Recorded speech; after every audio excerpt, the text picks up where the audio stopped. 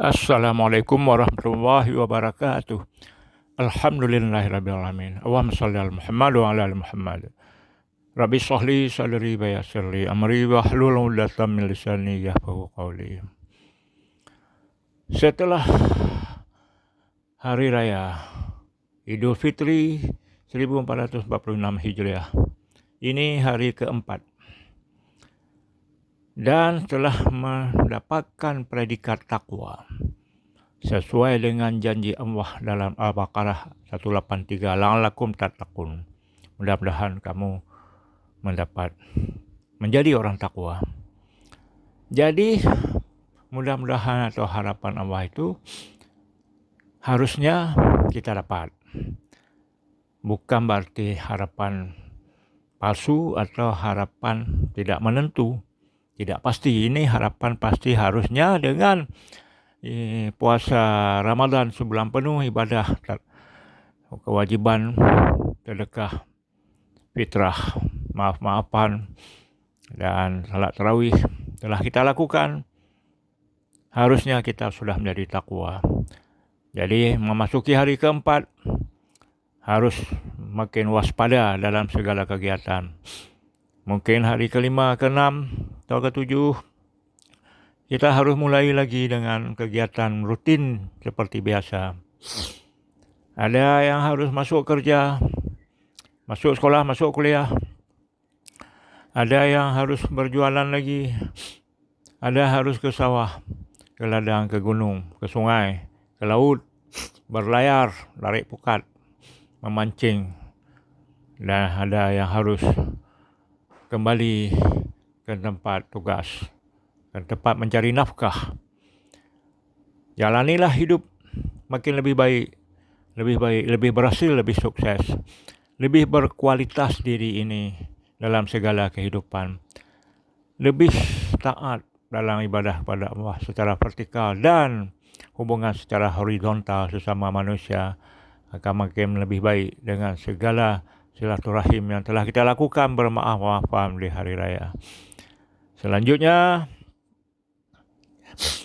kita harus memiliki suatu tekad agar tahun ini lebih berhasil, lebih sukses, lebih produktivitas, lebih efisien dalam mengeluarkan biaya, tenaga, dan waktu, tapi hasilnya lebih maksimal.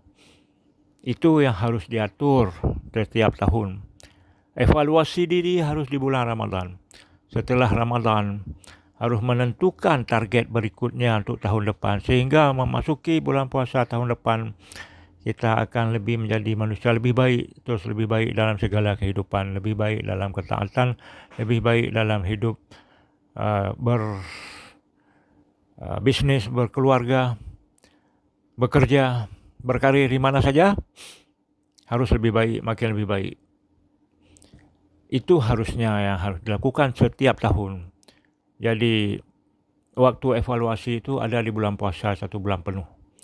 Setelah puasa ketemu hari raya lagi, bermaaf-maafan lagi, sehingga makin hari bertambah usia makin baik, makin bertambah baik, makin bertambah berkualitas, makin bertambah berhasil. Ujungnya berhasil, ujungnya sukses dalam segala kehidupan, sukses dalam mencari nafkah, rezeki, mencari uang yang diperlukan hidup di dunia. Dengan uang memudahkan kehidupan, dengan uang bisa memudahkan dalam beribadah pada Allah, dalam bersedekah, dalam mengeluarkan zakat, pergi haji, pergi umrah, berbagi dengan sesama, dengan saudara sekandung, dengan saudara ayah, ibu, adik, bapa, adik, ibu, kakak, abang, ayah, abang, ibu, dan dengan kakek, dengan semuanya.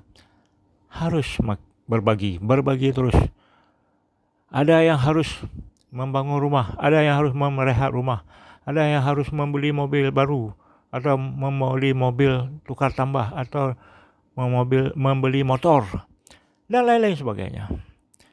Atau ada yang harus mengantar anaknya kuliah di luar negeri, di luar daerah, di perguruan tinggi yang bonafit, dan lain-lain sebagainya. Lakukanlah itu terus menerus setiap waktu, setiap saat, itu tidak dilarang. Mencapai keberhasilan, mencapai cita-cita tidak dilarang, bahkan dianjurkan. Tapi makin baik, makin menjadi orang berkualitas, makin lebih taat, lebih takwa, lebih dalam segala kehidupan secara positif.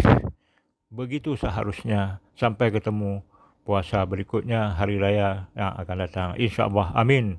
Assalamualaikum warahmatullahi wabarakatuh.